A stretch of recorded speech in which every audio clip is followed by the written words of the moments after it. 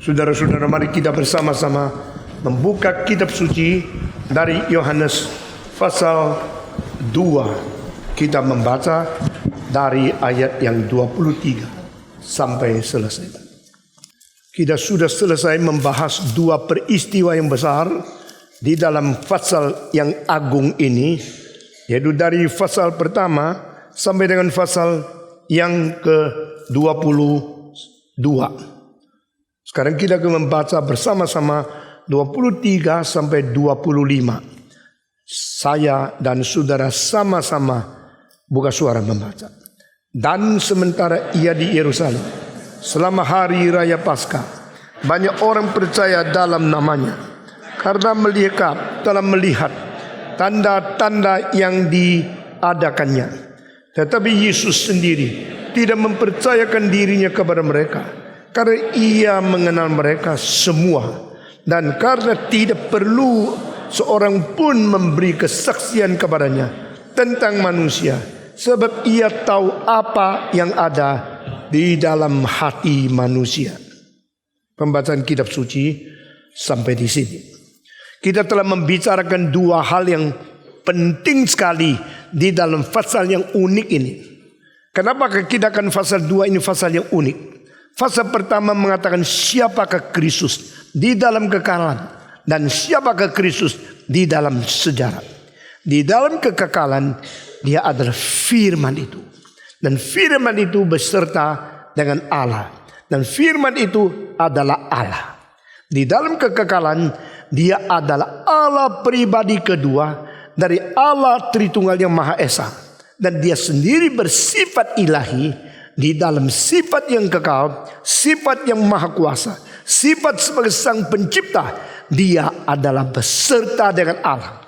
Dan kalau kita balik melihat di dalam Amsal Sulaiman pasal 8, maka kita menemukan sang anak itu adalah arsitek yang ditunjuk oleh Allah Bapa menjadi perancang seluruh alam semesta.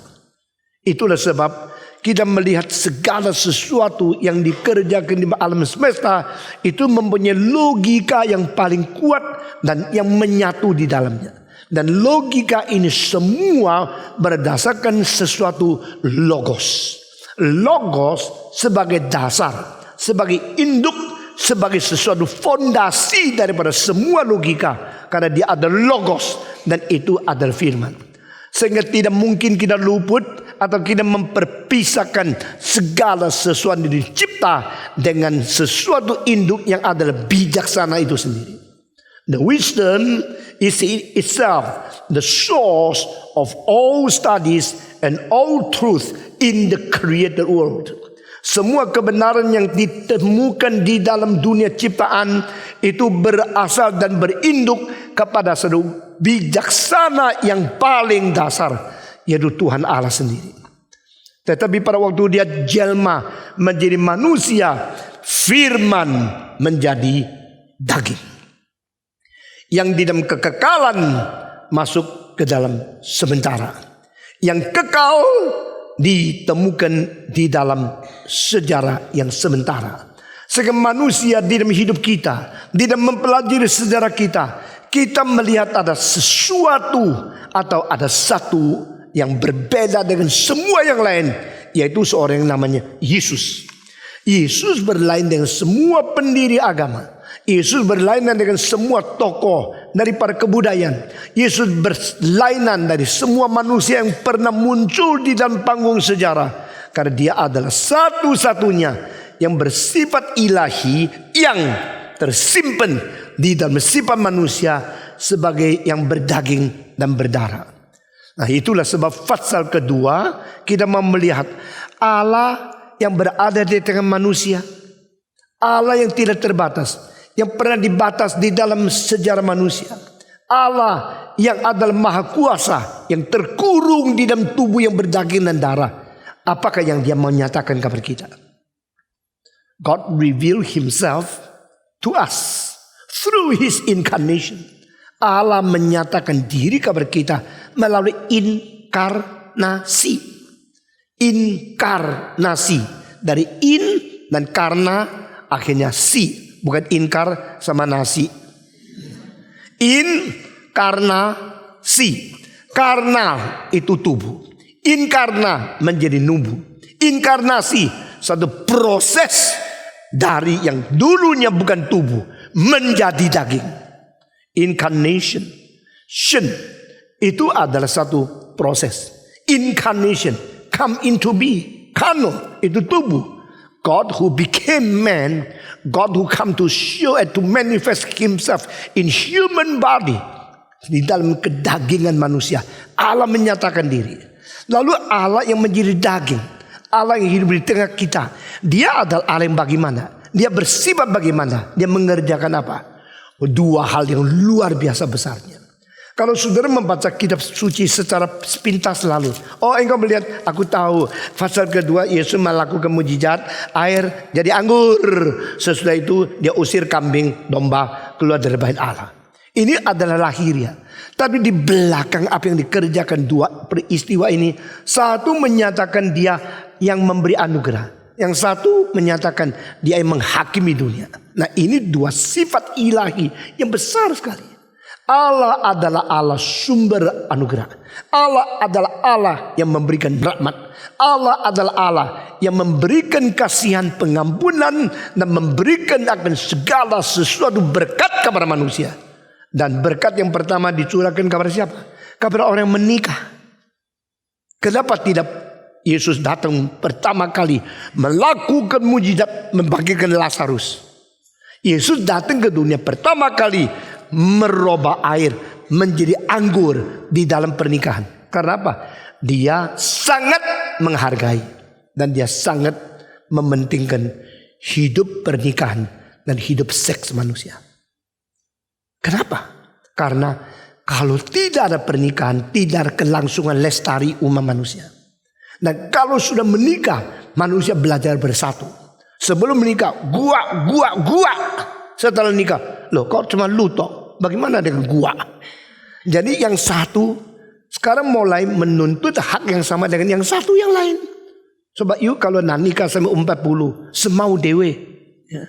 Tapi kalau sudah nikah, yang satu pihak bilang jangan gua tok dong, gua juga dong. Nah di situ boleh belajar bersatu. Persatuan itu penting. Pernikahan belajar bersatu. Pernikahan belajar menyangkal diri. Pernikahan belajar menghargai pihak yang lain. Kenapa orang cerai? Karena dia mau dihargai dan mau hargai orang lain. Akhirnya sudah, gua mau gitu. Ya sudah, lu mau gitu ya sudah, cerai. Pernikahan itu belajar bersatu. Pernikahan itu belajar menyangkal diri.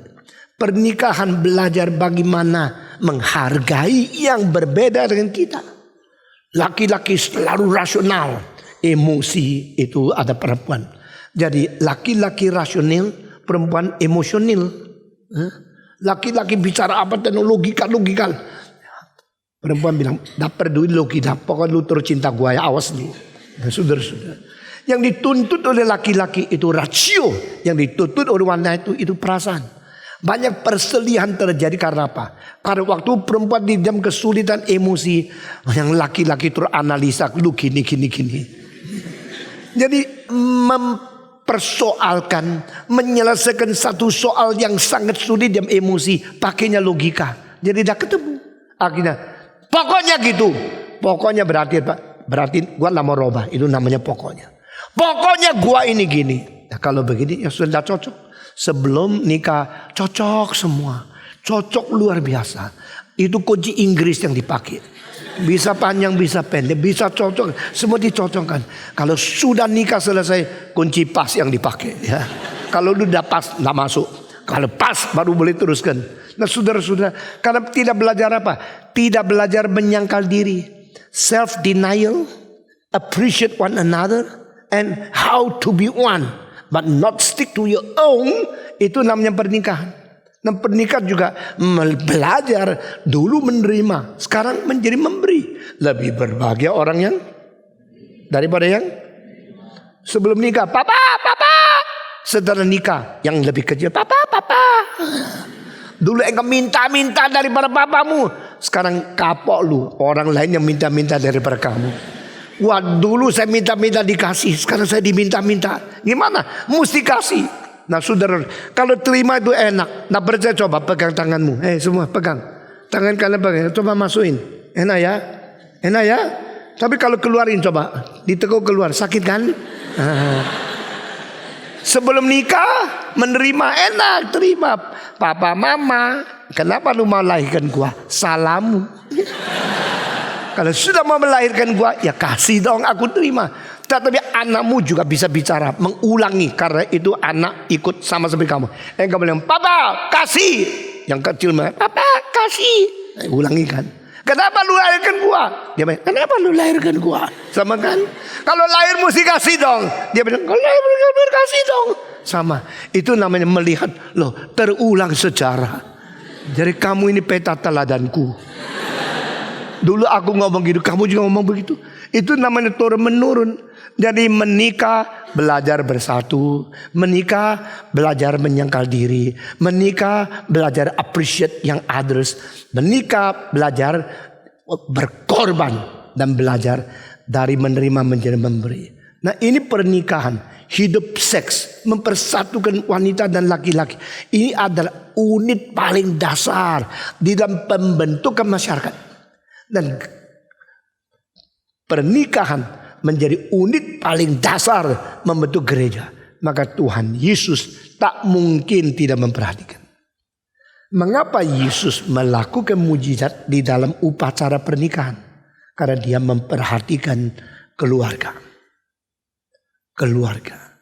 Saudara-saudara yang berkata, saya tidak mau menikah. Mungkin kamu sedang melanggar hukum Tuhan. Jangan sombong. Yang mengatakan saya tidak mau menikah, mungkin engkau egois. Uang yang kau cuan, yang kau dapat, engkau tidak mau bagi-bagi sama orang lain. Dari Tuhan mau kita belajar. Di dalam pernikahan Tuhan memberi berkat, Tuhan hadir, Tuhan dapat undangan untuk pernikahan, pasti datang dia. Nah Tuhan mau memberi pertolongan waktu engkau di dalam kesulitan. Nah maka pasal 2 ini unik. Saya melihat kitab suci dari sudut-sudut yang lain. Engkau bilang kenapa ya?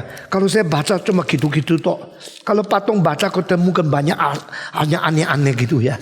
Kenapa saya baca cuma cerita-cerita toh? Patung baca bisa dari segini segitu. Karena memang saya harus menjadi pemimpinmu.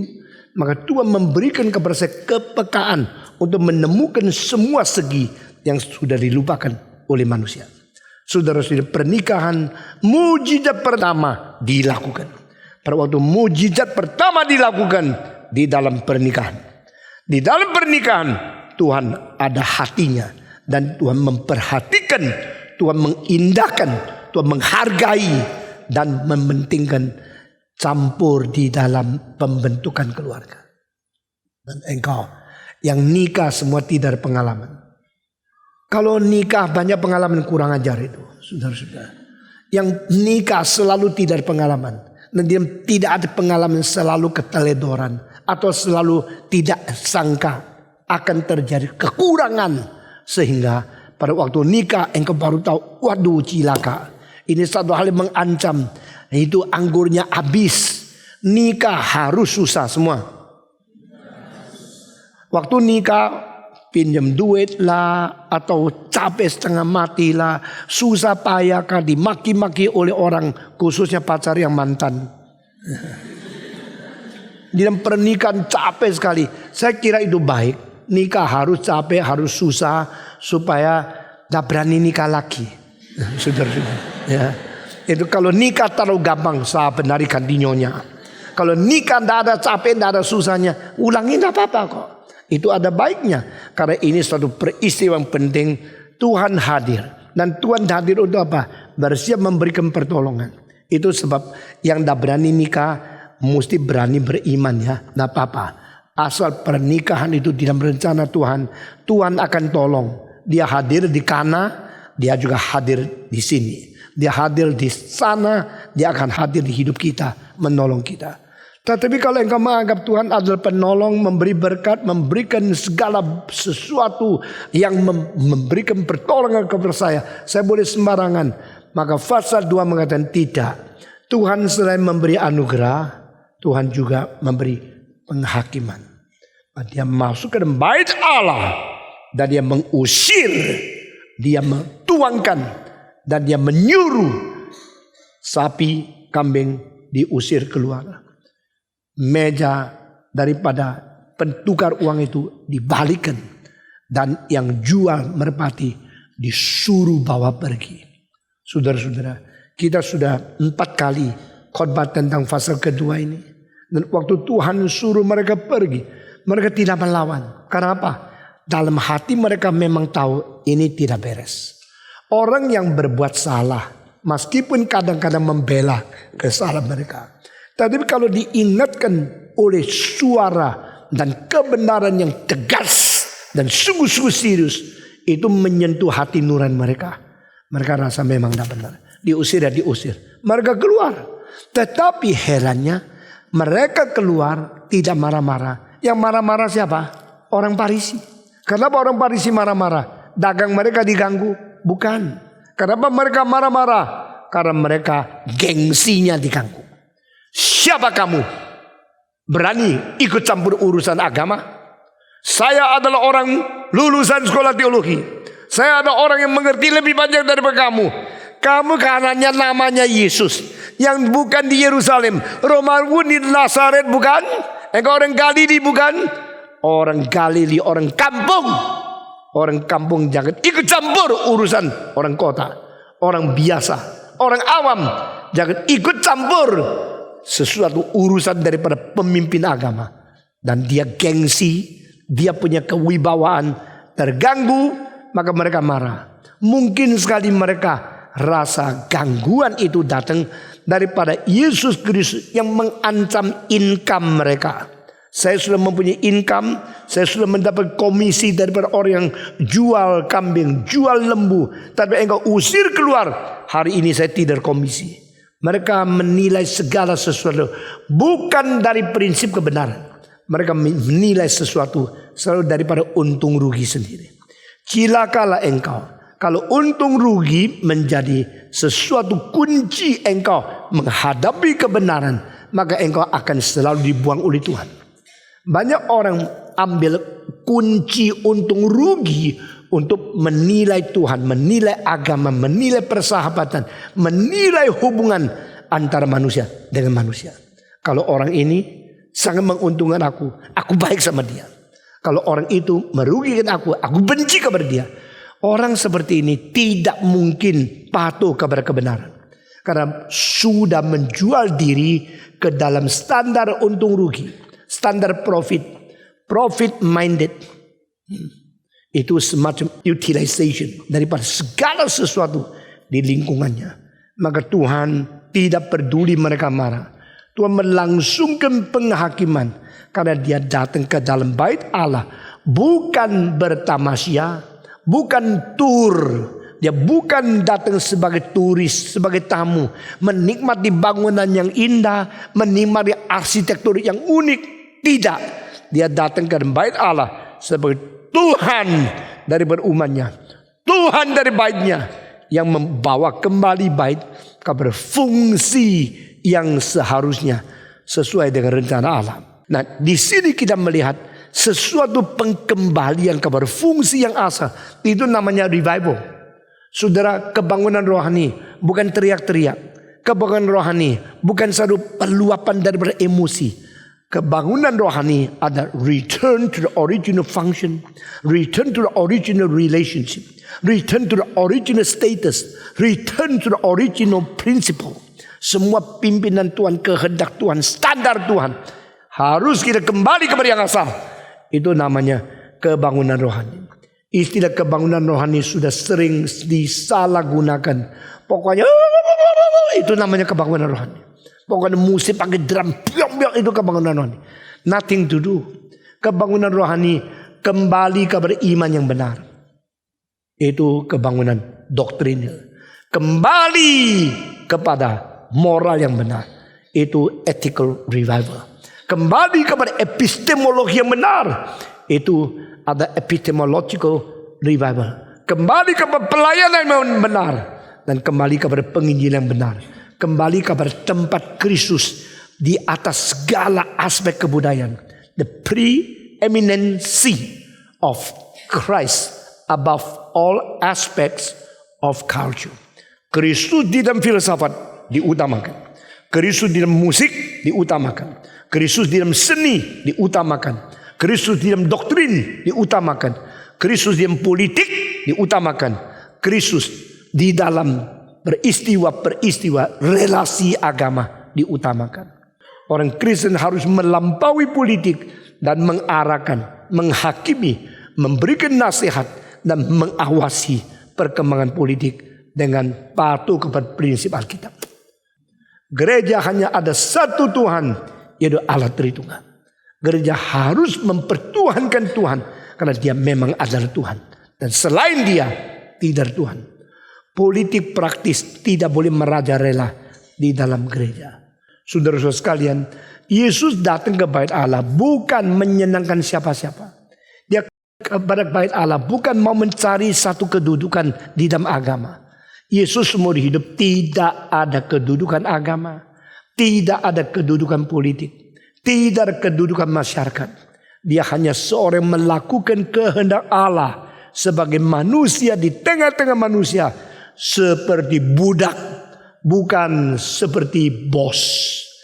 Dia berkata, aku datang untuk melayani. Aku datang bukan untuk dilayani.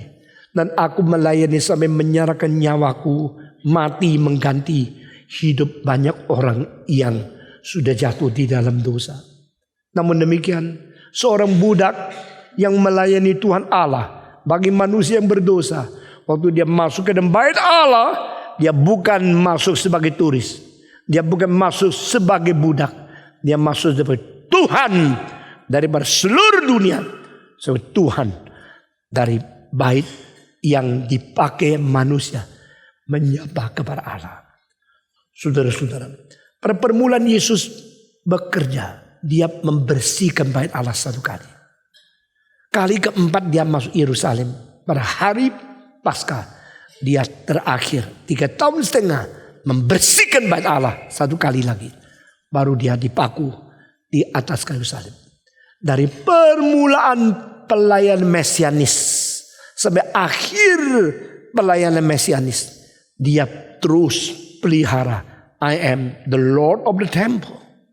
I am the master of your religion. I am the ruler of this nation. Israel dimiliki oleh aku. Gereja dan kebaktian pelayanan agama di gereja dikuasai oleh aku. I am the Lord. I am the master of the temple. I am not to be mastered by anybody. Ini Yesus Kristus. Ini dua hal menjadi ciri khas Allah berada di dalam daging.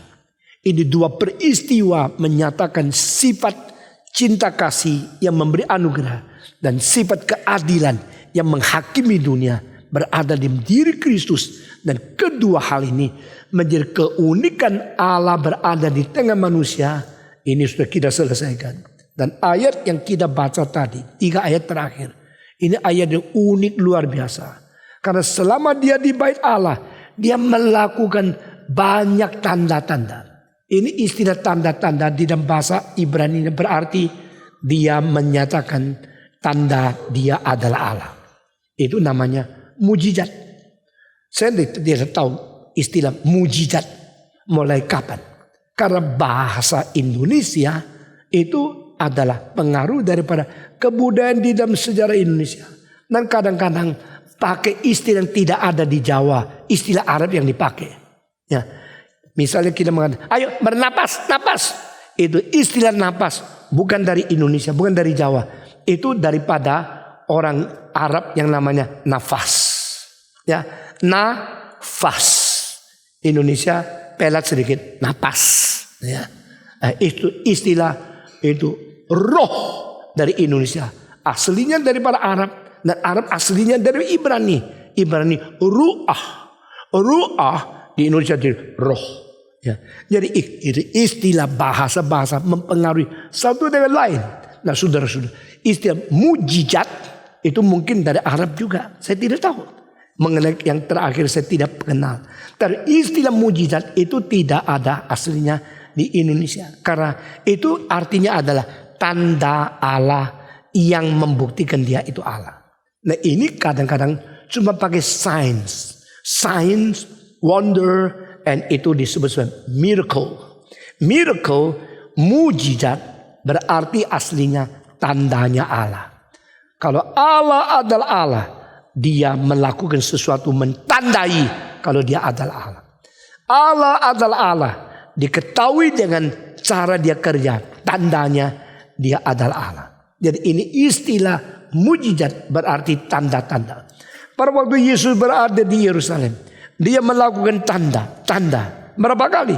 Banyak. Jadi jangan kira ini fase kedua dia memberubah air menjadi anggur. Itu satu-satunya tanda yang dikerjakan. Karena itu dikerjakan di kota namanya Kana. Di dalam pernikahan seorang pasang suami istri yang baru menikah. Tapi setelah itu Yesus ke Yerusalem. Di Yerusalem dia bukan hanya membersihkan bait Allah, dia melakukan banyak sekali mujizat. Lalu setelah melakukan, orang kaget. Karena apa? Ini sudah 400 tahun tidak ada nabi. Sudah berabad-abad tidak ada mujizat. Mendadak seorang Galilea yang datang ke Yerusalem melakukan begitu banyak kali mujizat. Mereka terkaget-kaget. Dan banyak orang gini, kalau gini lebih baik percaya dialah. Ya, lu percaya orang-orang lain tidak ada mujizat.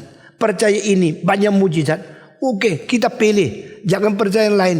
Saya tanya, apakah Yohanes Pembaptis di dunia melakukan satu kali mujizat? Lakukan tidak? Bukan tidak, satu kali pun tidak. Yohanes Pembaptis tidak pernah melakukan satu kali mujizat. Tetapi yang percaya kepada Tuhan melalui Yohanes banyak tidak? Banyak tidak? Banyak. Nah, sekarang dengar kalimat di bawah. Orang-orang sebagian Kristen, mereka mempunyai satu tahayul. Lakukan mujizat. Karena kalau tidak melakukan mujizat, orang tidak bisa percaya. Kalau kita melihat banyak mujizat, orang bisa percaya. Ini kalimat tidak benar. Karena Alkitab mengatakan Yohanes tidak pernah melakukan satu kali pun mujizat. Namun banyak orang percaya karena dia bersaksi bagi Kristus. Kenapa orang Kristen percaya? Kalau tidak ada mujizat tidak mungkin menarik orang percaya. Saya tanya, silakan ya. Apa yang saya rangsang, you pikir, you jadi pintar. Saya tanya lagi, kenapa pimpinan Kristen selalu mempunyai percaya kalau melakukan mujizat banyak orang akan jadi Kristen, banyak orang akan percaya? Kenapa begitu? Jadi pemimpin-pemimpin agama imannya sudah luntur sampai ketakutan kalau orang tidak percaya, jikalau mereka tidak melakukan mujizat. Lalu saya mau tanya, mengapa kekristen begitu lemah? Tanpa iman, tanpa mujizat, sulit mengabar Injil. Islam bilang tidak, tanpa perlu bermujizat tetap orang bisa percaya. Yesus melakukan 35 kali mujizat. Yesus hidup suci, banyak orang tidak percaya kepada dia. Nah saya mau tanya, apa hubungan dengan ayat ini? Di sini Yesus melakukan banyak tanda-tanda di Yerusalem. Setelah dia melakukan mujizat dan banyak yang percaya sama dia. Oh, kalau banyak orang mau percaya, senang enggak? Jawab. Kalau minggu depan tambah 1.000 orang masuk gereja ini, sampai kita semua penyek-penyek, senang enggak? Kalau tambah setiap minggu tambah 1.000 orang, 2.000 orang menjadi anggota Kristen, kita senang enggak? Senang kan? Nah, asal ada orang mau percaya, syukur masih laku, Injil masih laku, masih banyak orang mau datang kepada Yesus Kristus. Puji Tuhan, terima dia, welcome Christian, welcome here. Saudara-saudara, wah ada orang baru pertama kali datang, ada satu berdiri 1.000 yang tepuk tangan. Saya tidak pernah lakukan itu loh. You datang kepada Tuhan, berkat Tuhan kau boleh terima. You tidak mau datang, rugimu sendiri. Nah di sini dikatakan orang-orang melihat Yesus melakukan mujizat, lalu banyak yang percaya. Lalu Yesus mengatakan, syukurlah berhasil. Ini kali datang ke Yerusalem dapat buah yang banyak. Cepat-cepat foto, nanti pulang Galilea tak tunjukin sama kawan-kawan. Aku di Yerusalem ini percaya, itu percaya. Yang ini punya bank, yang itu bangkrut. Jadi orang-orang percaya, coba lihat, inilah buktinya. Aku pergi begitu berhasil. Saya dari muda melayani dan saya mengamati bagaimana orang melaporkan hasil dia melayani di tempat yang lain. Ada satu pendeta di Indonesia berani sewa Boeing 747, membawa 360 rekan pergi bikin kebangunan di luar negeri. Dan tidak pernah terjadi. Sewa Boeing 747 yang bisa 400 orang. Dia sewa, charter. Berapa banyak uang saya tidak tahu. Saya tidak berani tanya. Tanya pun tidak bisa bayar. Lalu dia kumpulkan gerejanya. 360 lebih orang naik pesawat itu. Pergi ke satu tempat di Manila. Lalu disiarkan ada seorang pendeta mensewa book dan charter Boeing 747. Dia bawa rombongan 300 orang di Manila. Yang datang itu hari pertama itu 5.000 orang. Tapi khotbahnya biasa-biasa. Dan bahasa Indonesia diterjemahkan Inggris, yang terjemah juga biasa-biasa. Lalu orang di Manila tidak ngerti bahasa Indonesia, sebab tahunya bahasa Inggris. Mereka dengar satu hari, hari kedua rasa tidak ada apa-apa. 5.000 menjadi 3.000. Hari ketiga menjadi 2.000. Hari keempat menjadi 1.000. Hari keempat menjadi 400. Di dalam 400, 350 dari Indonesia. Jadi orang dari situ semua satu. Hari kelima 350 lebih itu naik kapal terbang balik. Sebagian jalan-jalan di situ. Jadi tetapi yang ditunjukkan di sini adalah foto hari pertama. Ngerti? Kalau foto hari terakhir ini loh, kita di Manila begitu banyak, ada 400 dilihat. Loh, kok 365 itu muka Indonesia. Coba berapa puluh yang muka orang tidak menjadi sesuai daya tarik kan? Dan dia pintar pakai hari pertama. Pada waktu Asian Team of Evangelism datang dari luar negeri, terkumpul orang dari Sri Lanka, dari India, dari Burma, dari Kambodia, dari Jepang, dari Korea. Dan mereka bikin itu, wah yang datang 5.000, saya ada di situ. Dan mereka mengatakan, Stephen Tong, we heard God greatly use you here. Please join us to be the team of Asian evangelists. Go with us to every country, and we give testimony of unity in Jesus Christ. Waktu itu saya masih tidak sampai umur 30.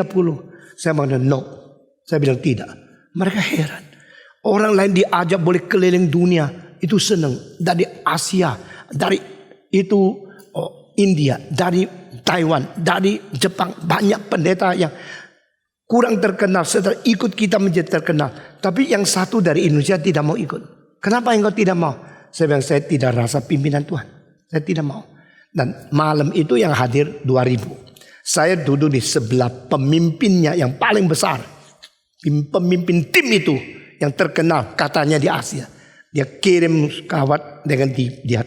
We come to Indonesia and the audience ranging from 2,000 to 5,000. Hari itu hari keempat sudah merosot sisa 2.000. Dia memberi laporan ke Manila. Dia di sini 5.000 orang.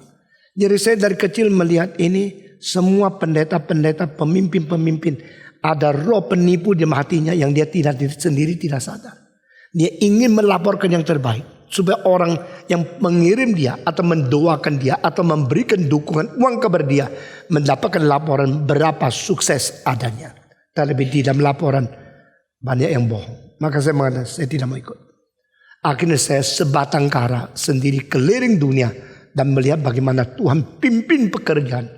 Saya tidak perlu melaporkan yang palsu. Berapa? Laporkan berapa. Dan orang senang tidak senang. Soal kedua. Orang dukung tidak dukung. Tidak peduli. Yang penting berkenan di masa Tuhan. Amin. Saudara-saudara. Dan Yesus ke Yerusalem. Apakah dia suruh orang foto? Banyak yang mau percaya. Ayo bikin data. Berapa banyak. Semua ditulis. Nanti kalau saya pulang ke Galilea, saya boleh lapor di Nazaret, lapor di Kapernaum, lapor di kota-kota Galilea bahwa saya ke Yerusalem berapa sukses. Tidak. Orang-orang melihat dia melakukan mujizat, banyak yang percaya kepada dia. Tapi di sini ditulis, Yesus tidak terima mereka. Yesus bukan mengatakan tepuk tangan, Yesus percaya Yesus, kita semua menyambut engkau. Yesus tidak terima mereka. tidak menyerahkan diri kepada mereka karena dia tahu hati manusia. Kekristenan harus kembali ke sini. Kekristenan seperti orang yang kasihan sekali. Asal ada orang percaya, kita senang sekali. Loh, engkau bukankah Tuhan Yesus berkata, satu orang bertobat, di surga pun ribuan malaikat bersorak-sorai. Ia itu bertobat bukan pertama kali datang kebaktian. Kalau dia bertobat nangis karena dosa, kita sukacita karena dia bertobat. Tapi orang sekarang tidak. Orang datang gereja mau apa? Mau bertobat?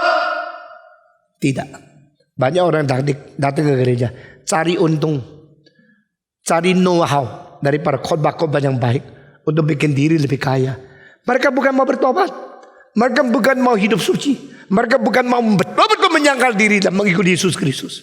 Lalu orang yang melihat Yesus bisa melakukan mujizat. Oke, sekarang saya ikut Yesus. Yesus, ayo ikut. Coba lihat saya hebat. Bisa melakukan mujizat. Coba lihat. Ini ada minyak urapan. Hebat loh. Saya begitu hebat. Ayo ikut makin banyak. Yesus tidak tergila-gila sama pengikut banyak. Yesus tidak minta orang-orang datang kepada dia. Yesus menolak. Kekristenan semacam demikian. Kenapa kita tidak perhatikan?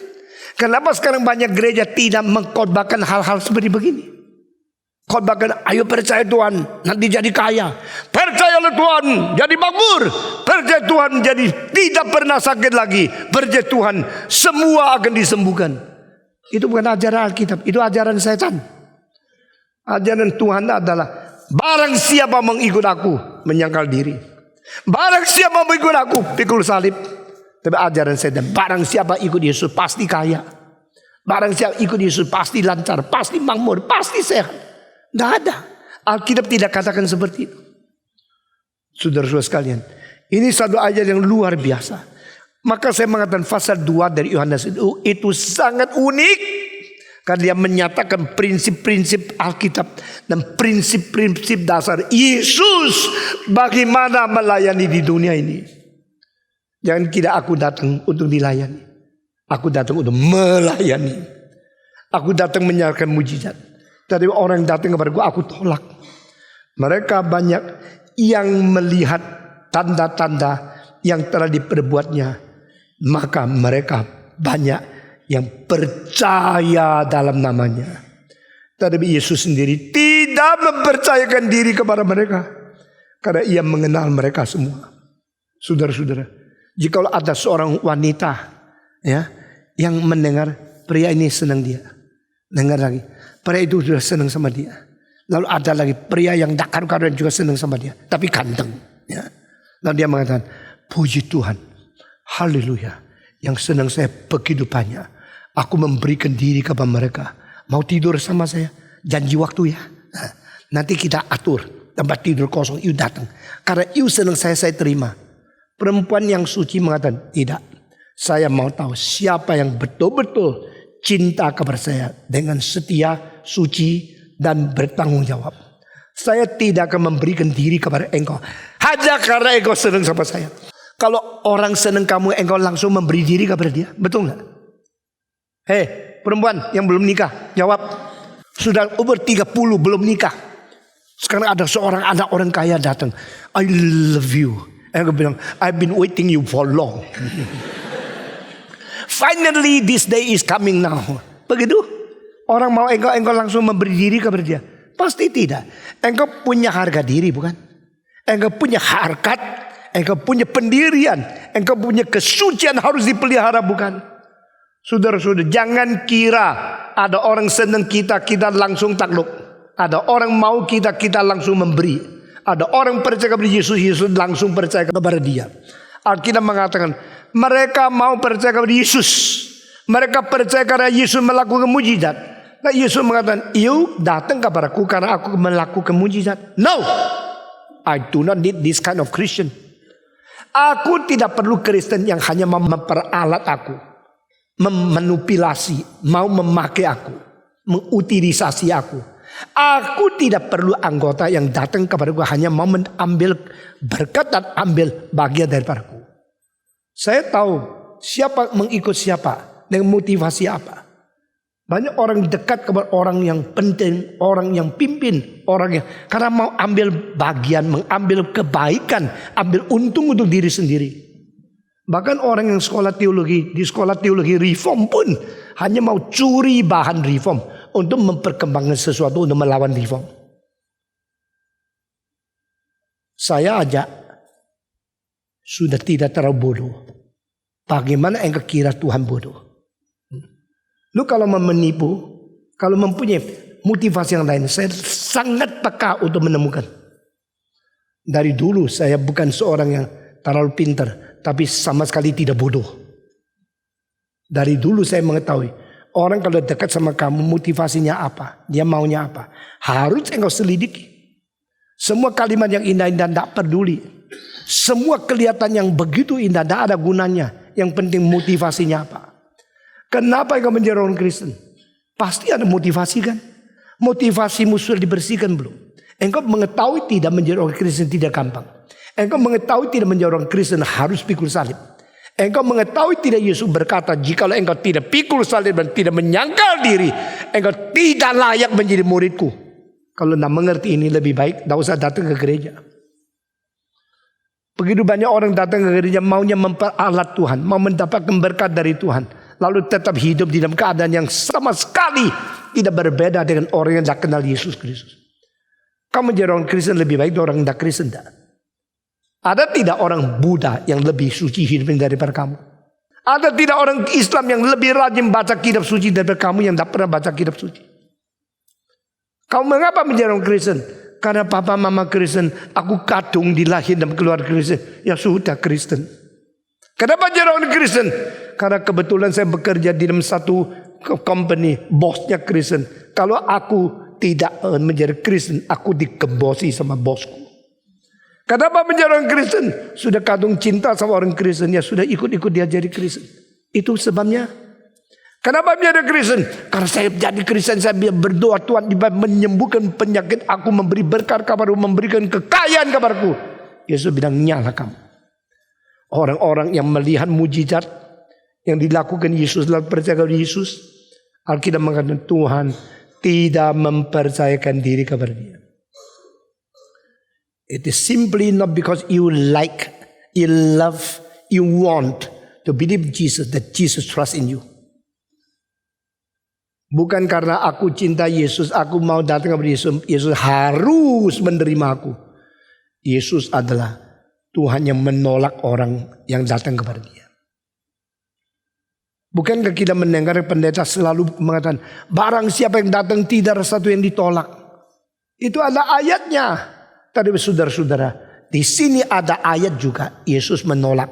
Yesus tidak mau orang percaya kepada dia. Kenapa? Karena boleh menerima anugerah Tuhan atau tidak boleh menerima anugerah Tuhan. Haknya ada pada Tuhan, bukan ada pada yang mengikut. Asal lu percaya Tuhan pasti terima. Asal lu mau Tuhan pasti menyerah. Tidak. Itu bukan ajaran Alkitab. Kalau di kitab suci ada ajaran yang positif, ada yang negatif. Lalu engkau mau hanya mengambil ayat-ayat positif untuk khotbahmu lebih gampang diterima oleh orang lain. Engkau adalah memanipulasi, twisting the truth of God. Tetapi kalau di Alkitab ada kalimat negatif, juga ada kalimat positif. Lalu engkau belajar dengan sungguh-sungguh penuh perasaan takut kepada Tuhan, menemukan prinsip yang penting dan gentar minta Tuhan memberi pengertian yang sungguh-sungguh, yang akurat, yang tepat. Lalu engkau berkhotbah. Nah ini seorang hamba Tuhan.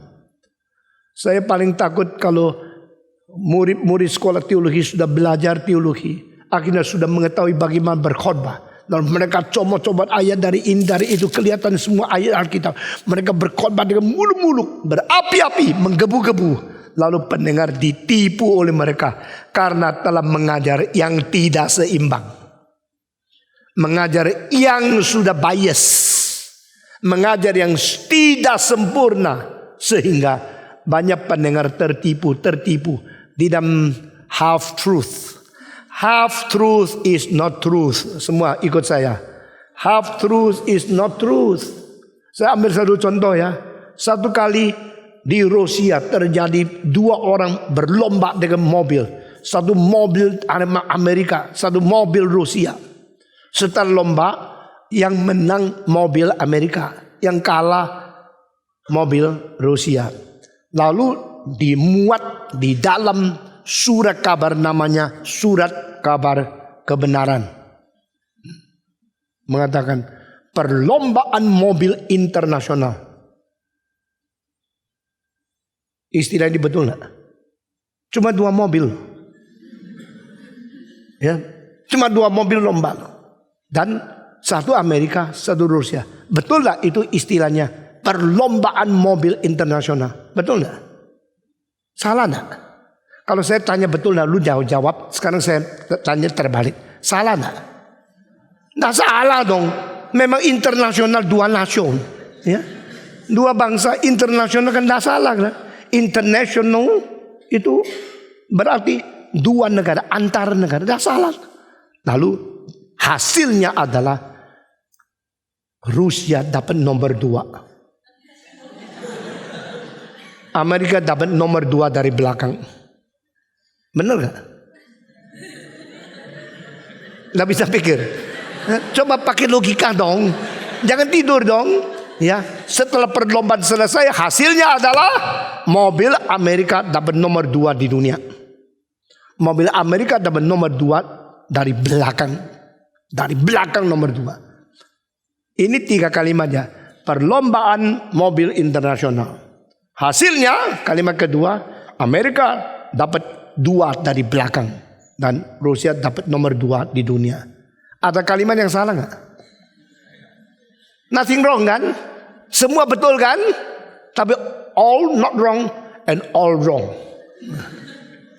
Consistently wrong, significantly wrong, wisely wrong, and all wrong, but all no wrong. Kenapa? Nggak bohong gua. Betul-betul perlombaan internasional. Karena bukan satu bangsa, lebih dari satu bangsa, internasional. Lah betul-betul Rusia dapat nomor 2. Saya sangat peka waktu saya mendengar cerita ini. Karena saya dulu juga pernah nomor 2. Waktu saya SMA 3. Saya pernah berlombaan renang seluruh sekolah. Saya dapat nomor 2. Waktu dia panggil Stephen Tong nomor 2. Saya naik ke situ tidak bangga. Karena tidak ada nomor 3. Jadi kali itu saya betul-betul dapat juara kedua seluruh sekolah. Karena di dalam bagian itu yang ikut cuma 2 orang. Jadi saya sebenarnya waktu naik itu kepingin masih ada 3, 4, 5, 8, 10. Tapi sudah nomor 2 berhenti, tidak ada nomor 3. Buat saya berdiri di pinggir nomor 1 itu. Saya memang nomor 2 tapi juga buncit. Saya malu. Tapi pikir-pikir lagi, tidak usah malu, menghibur diri. Kalau dada saya, dia tidak mungkin jadi juara. Jadi saya bersumbangsi cukup untuk bikin dia juara. Di sini menghibur diri. Ini orang kendeng. Jadi saya waktu dengar ada cerita perlombaan mobil internasional, saya langsung sadar itu kurang jujur. Itu adalah nothing wrong but everything wrong. Everything wrong dari mana? Dari motivasi. Bukan daripada catatan. Secara data, tidak ada yang salah. Dia dapat nomor 2. Memang nomor 2. Amerika nomor 2 dari belakang. Memang nomor 2 dari belakang. Tapi motivasinya sengaja menjelek-jelekkan negara orang lain. Mau membanggakan negara sendiri. Akhirnya seluruh salah. Tetapi kelihatan seluruh tidak salah. Mengerti? Nah saya harap di dalam kekristenan jangan terjadi hal ini. Engkau motivasi lebih penting daripada engkau punya data-data yang kelihatan tidak salah. Tuhan Yesus tidak melihat luar, dia melihat dalam. Banyak ikut saya kelihatan bagus, tapi enggak. Seluruh yang mengikut saya motivasinya salah. Semua yang mengikut saya semua penipu. Mereka datang hanya mau dapat berkat. Mereka datang kelihatan hormat saya, hanya mau mengambil, mencuri bahan-bahan saya. Mereka percaya kepada saya hanya karena melihat aku melakukan mujizat. Lalu mereka mau apa? Mau bertobat? Tidak ada. Hanya kalau mereka bertobat, maka kita bersuka cita. Hanya kalau mereka meninggalkan dosa, maka malaikat bersorak-sorai. Tapi tidak. Hanya karena mereka mau ikut kebaktian, lalu difoto bagus. Lalu mereka mengatakan saya lah bikin kebaktianmu ramai, dan hadirnya saya bikin kekristenan maju. Tuhan tidak perlu. Tuhan tidak memerlukan orang menempel emas di mukanya. Tuhan tidak perlu orang kelihatan mengikut dia, tapi motivasinya lain. Tuhan tidak perlu. Tuhan mau orang yang sungguh-sungguh. Orang yang motivasi bersih sejati. Mau bertobat. Mau datang kepada dia. Itu sebab mereka terima Tuhan. Tuhan tolak mereka. Coba bayangkan dan pikirkan selanjutnya. Yang ditolak oleh Tuhan siapa? Bukan hanya mengikut. Yang melakukan mujizat. Yang menyembuhkan orang sakit. Yang bernubuat. Bukankah demi namamu aku telah melakukan mujizat? Bukankah demi namamu aku telah mengusir setan? Bukankah demi namamu aku telah menyembuhkan orang sakit? Bukankah demi namamu aku telah melakukan nubuat? Yesus berkata, Tuhan, Tuhan, yang menyebut aku Tuhan, Tuhan, tidak semua masuk ke dalam kerajaan Allah. Pada hari itu aku akan berkata kepada orang-orang demi namaku melakukan mujizat, mengusir setan, menyembuhkan orang sakit. Dengan sesungguh-sungguhnya aku berkata kepadamu, nyala engkau, karena aku belum pernah mengenal engkau. Saya takut pendeta-pendeta yang berkhotbah dalam nama Yesus, menyembuhkan orang sakit nama Yesus, besok diusir Yesus seperti ini. Dan ini dicatat dalam Alkitab. I don't need you. You think you are working for me. You are sacrificing your life to follow me. You are ministry. Your ministry is in my name. I tell you truly, I never know you. Go, be gone you. Yesus mengatakan hanya orang melayani Tuhan demi nama Yesus menggebu-gebu sampai kelihatan sukses luar biasa. Yesus bilang, aku tidak pernah kenal kamu. Pergi daripadaku. Kau yang berbuat jahat. Nah, ini tercantum di dalam Matius pasal 7. Matius pasal 7 mempunyai keunikan. Orang yang melayani Tuhan dibuang oleh Tuhan. Yohanes pasal 2 mempunyai keunikan. Orang percaya Tuhan karena melihat mujizat dibuang oleh Tuhan. Jadi Tuhan kita bukan Tuhan yang boleh dipermainkan. Tuhan kita bukan Tuhan yang boleh diperalat. Ada orang yang kelihatan sangat menghormati hamba Tuhan. Tapi motivasi mereka semua salah. Dan Tuhan tidak akan mengingat. Dan Tuhan tetap akan membuang mereka. Jadi beranikah engkau main-main sama Tuhan? Mari kita bertobat. Dan minta Tuhan memberikan hidup yang baru kepada kita. Semua tunduk kepala. Masuk diam doa. Bapa di dalam surga, kami berterima kasih untuk pengajaran yang begitu ketat dan yang menakutkan, yang menyatakan prinsip keadilan, kekerasan dan kesucian Tuhan yang tidak pernah terlampaukan oleh siapapun. Engkau adalah Tuhan yang maha tahu. Engkau menembusi hati sanubari kami masing-masing. Engkau mengerti segala sesuatu yang terisi di dalam jiwa kami. Engkau tidak perlu ada orang lain memperkenalkan kami, akan memberi saksi kepada kami. Karena engkau sendiri mengetahui hati kami. Ampunilah dosa kami jikalau kami masih samar-samar menganggap diri kami boleh menyembunyikan diri kami menipu Tuhan. Tuhan hari ini bongkar habis hati kami yang tidak beres. Jadikan kami orang yang sungguh-sungguh jujur kembali kepada Tuhan. Dengar doa kami dalam nama Yesus Kristus, penebus dan juru selamat kami yang hidup. Kami berdoa. Amin.